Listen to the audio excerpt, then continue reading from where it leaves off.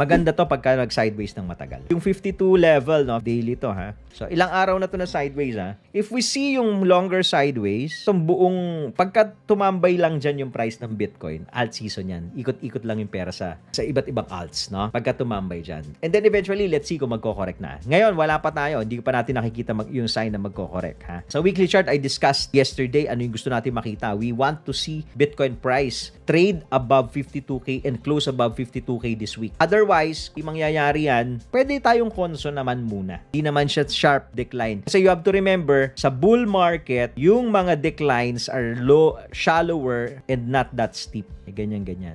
Ganyan lang yung decline niya. Hanggang sa bumaba siya. Okay? Hindi siya nambibigla. Hindi siya nagle-letter V. Hindi siya gumaganyan. Hindi siya diretso. Yung mga uptrend ang diretso. So, titignan nyo, no? Usually, ganyan yan pagka bear. Ito, katulad nitong correction na to, di ba? Dahan-dahan lang. Maganda to, pagka ginaya nyo yung ganyang klaseng correction. This one also, dahan-dahan lang. Gusto mong makakita ng mga ganitong klaseng correction kasi maraming mga alts na naman. Shopping spree na naman sa alts niyan.